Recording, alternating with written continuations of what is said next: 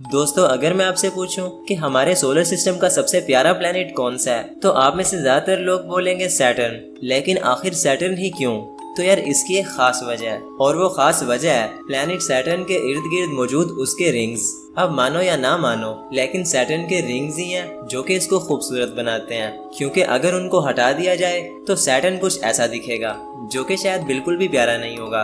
तो सैटर्न की रिंग्स ही हैं जो कि इसको बाकी सब प्लैनेट्स से अलग बनाती हैं और इसको एक आइकॉनिक शेप देती हैं। अब किसी इंसान को बाकी प्लैनेट्स के नाम याद हो या ना हो, लेकिन सैटर्न का जरूर होता है, क्योंकि पहली मर्तबा देखने पर ही ये बाकी प्लैनेट्स से अलग दिखाई देता है और काफी प्यारा भी लगता है। और यही वजह है कि इसको the jewel of solar system यानी कि सोलर सिस्टम का गहना भी कहा जाता है। अब दिखने में तो सैटर्न सबसे प्यारा है ही, लेकिन जितना ये प्यारा है उससे कई गुना ज्यादा ये खतरनाक है, क्योंकि अक्सर प्यारी चीजें खतरनाक ही होती हैं।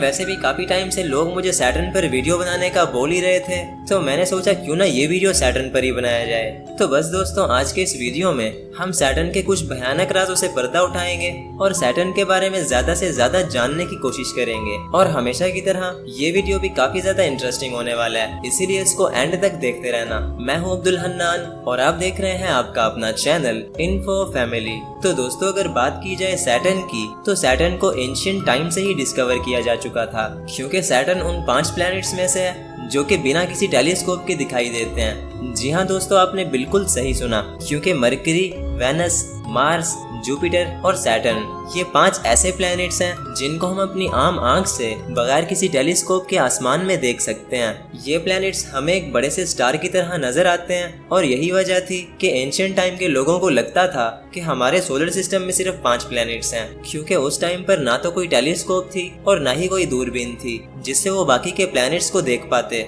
उनको ये 5 प्लैनेट्स एक बड़े से स्टार की तरह नजर आते थे, तो उनको यही लगता था कि सोलर सिस्टम में सिर्फ 5 प्लैनेट्स हैं। इनफैक्ट सैटर्न को भी एंशिएंट लोगों ने पहले से ही देख तो रखा था, लेकिन उन्हें एक बात कभी पता नहीं चली, और वो ये कि सैटर्न के गिर्द कोई रिंग्स भी हो सकती हैं। जी हाँ दोस्तों, सैटर्न की रिंग्स पहली बार 1610 में डिस्कवर हुई थी, और उनको डिस्कवर करने वाला और कोई नहीं बल्कि टेलीस्कोप का इन्वेंटर यानी गैलीलियो गैलीली था। गैलीलियो ने पहली बार टेलीस्कोप से सैटर्न को देखा, और सैटर्न को देखने के बाद उसे पहली बार ये पता चला कि किसी प्लेनेट के गिर्द रिंग्स भी हो सकते हैं। और फिर 1610 से लेकर अब तक साइंटिस्ट्स को ये पता चला कि सैटर्न अकेला प्लेनेट नहीं है जिसके गिर्द रिंग्स हैं। जी हाँ दोस्तों, आपको ये जानकर हैरानी होगी कि सैटर्न के अलावा जुपिटर, यूरेनस और नेपच्यून के गिर्द भी रिंग्स हैं। लेकिन दोस्तों, वो रिंग्स सैटर्न के रिंग्स के जैसे डार्क और विजिबल नहीं है। वो रिंग्स काफी लाइट हैं और दूर से देखने पर बिल्कुल भी नजर नहीं आती।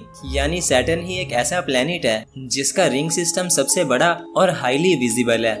दोस्तों, सैटर्न का रिंग सिस्टम बहुत ही बड़ा है। ये इतना ज्यादा बड़ा है कि इसके साइज का अंदाजा लगा पाना भी मुश्किल है। इसके साइज का अंदाजा आप इस बात से लगा सकते हैं कि इस रिंग सिस्टम के अंदर हमारी अर्थ जितने 1 बिलियन प्लैनेट्स फिट आ सकते हैं। और ये मैं नहीं बल्कि गूगल और चैट जीपीटी दोनों बोल रहे हैं। दोस्तों, सैटर्न के मेन 7 रिंग्स हैं जो कि सबके सब पत्थर और बर्फ के टुकड़ों से बने हुए हैं। और अगर बात करें उन टुकड़ों के साइज की, तो उन टुकड़ों का साइज एक मिट्टी के जर्रे से लेकर एक बड़े पहाड़ जितना हो सकता है। और अब जबकि हम बात कर रहे हैं रिंग्स की, तो हमारे दिमाग में एक सवाल और आता है, और वो ये कि आखिर ये रिंग्स बनी कैसे होंगी।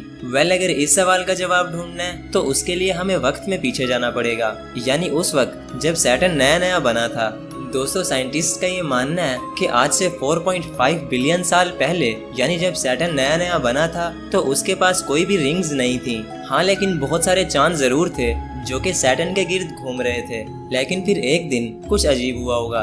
दोस्तों, साइंटिस्ट का ये मानना है कि सैटर्न के एक चांद से एक बड़ा सा बर्फ का गोला टकरा गया होगा, जिससे वो चांद अपनी जगह से हिलकर सैटर्न के करीब आ गया होगा। लेकिन जैसे ही वो चांद सैटर्न के करीब आया होगा, तो वो सैटर्न की हाई ग्रेविटी की वजह से टूट गया होगा और छोटे छोटे टुकड़ों में बट गया होगा। फिर वो टुकड़े सैटर्न के गिर्द घूमने लग गए होंगे, और फिर इस तरह जन्म हुआ होगा सैटर्न के गिर्द रिंग्स का, जो कि आज के टाइम पर सैटर्न को सबसे बड़े रिंग्स वाला प्लेनेट बनाता है। और दोस्तों, अगर आपने नोटिस किया हो तो जब से ये वीडियो स्टार्ट हुआ तब से लेकर अब तक मैं सिर्फ सैटर्न के रिंग्स के बारे में ही डिस्कस कर रहा था।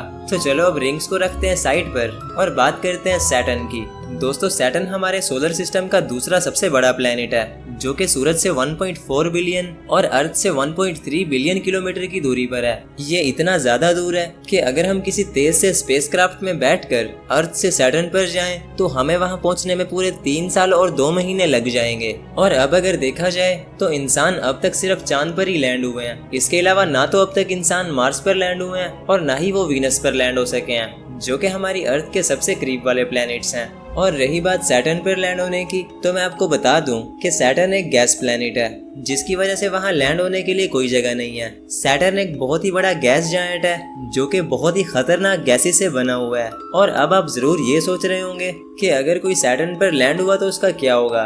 तो यार इसका एक सिंपल सा जवाब है, और वो ये कि अगर कोई स्पेसक्राफ्ट या फिर कोई इंसान सैटर्न पर लैंड होता है, तो सैटर्न पर कोई प्रॉपर सरफेस ना होने की वजह से वो सैटर्न के अंदर गिरता चला जाएगा, हत्ता कि वो गिरते गिरते सैटर्न के कोर तक पहुंच जाएगा। लेकिन मजे की बात यह है कि वो कभी कोर तक पहुंच ही नहीं पाएगा। अब आप बोलोगे कि यार तू कैसी बातें कर रहा है, कभी तू बोलता है कि कोर तक पहुंच जाएगा और कभी बोलता है कि कोर तक नहीं पहुंचेगा। तो यार कंफ्यूज होने की कोई जरूरत नहीं है, मैं आपको समझा देता हूँ। दोस्तों सैटर्न पर बहुत ही हाई प्रेशर है, यानी कि अगर कोई स्पेसक्राफ्ट सैटर्न पर लैंड हुआ तो वो वहाँ के प्रेशर से ही फट जाएगा। यानी आप कोर तक तो तब पहुंचोगे जब आप वहाँ के हाई प्रेशर से बचोगे। और आपकी जानकारी के लिए मैं बता दूं कि उस प्रेशर से कोई नहीं बच सकता। इसी तरह अगर हम बात करें सैटर्न के साइज की, तो दोस्तों सैटर्न एक बहुत ही बड़ा प्लेनेट है। इसके साइज का अंदाजा आप इस बात से लगा सकते हैं कि सैटर्न की चौड़ाई हमारी अर्थ से पूरे 10 गुना ज्यादा है, और सैटर्न के अंदर अर्थ जितने 764 प्लैनेट्स फिट आ सकते हैं। ऐसे ही अगर हम सैटर्न का साइज हमारे सन से कंपेयर करें,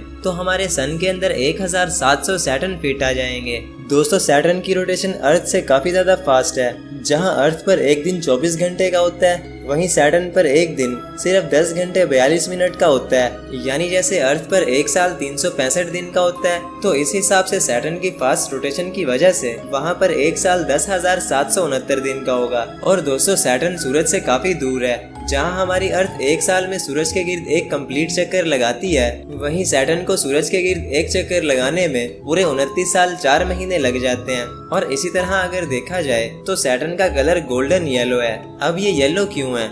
ये ब्लू भी तो हो सकता था ना, क्योंकि वहाँ का टेम्परेचर नॉर्मली -150 डिग्री सेल्सियस तक चला जाता है, जो कि अंटार्कटिका से भी 3 गुना ज्यादा ठंडा है। तो फिर ये आखिर येलो क्यों है? वेल साइंटिस्ट का ये मानना है कि सैटर्न का ये येलो कलर सैटर्न के बादलों की वजह से है, क्योंकि सैटर्न के बादल येलो कलर के हैं, जो कि अमोनिया आइस से बने हुए हैं। जब सूरज की रोशनी उन बादलों से रिफ्लेक्ट होती है, तो वो सैटर्न को येलो कलर का बना देती है।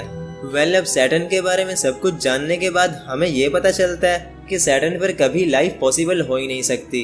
पहली बात कि सैटर्न पर कोई ग्राउंड नहीं है, और अगर होता भी तो वहाँ इतनी ठंड है जो कि हमारी हड्डियों तक को फ्रीज कर देगी। इसके अलावा ना तो वहाँ रहने के लिए प्रॉपर सनलाइट है, और ना ही अर्थ के जैसे पानी और ऑक्सीजन वगैरह। तो सैटर्न पर लाइफ के सुराग ढूंढना तो दूर, बल्कि उसके बारे में सोचना भी बहुत बड़ी बेवकूफ़ी होगी। वेल सैटर्न हमें जीने की उम्मीद तो नहीं देता, लेकिन उसके कुछ चांस जरूर देते हैं। जी हाँ दोस्तों, सैटर्न के पास इस टाइम 145 मून्स हैं, जो कि उसको सबसे ज्यादा मून्स रखने वाला प्लेनेट बनाते हैं। इतने ज्यादा मून्स ना तो जुपिटर के पास हैं और ना ही किसी और प्लेनेट के पास। जब साइंटिस्ट ने सैटर्न के मून्स को स्टडी करना शुरू किया, तो उन्हें एक बहुत ही इंटरेस्टिंग चीज पता चली, और वो इंटरेस्टिंग चीज थी लाइफ के सुराख। अब वो क्या सुराख थे, इसके बारे में हम जानेंगे सैटर्न के पार्ट 2 में। अगर जानने का जरा भी शौक रखते हो तो चैनल को फॉलो और सब्सक्राइब कर लो, ताकि मेरा और आपका कनेक्शन जुड़ा रहे। बस तो फिर मैं मिलता हूँ किसी नेक्स्ट वीडियो में, तब तक के लिए अल्लाह हाफिज।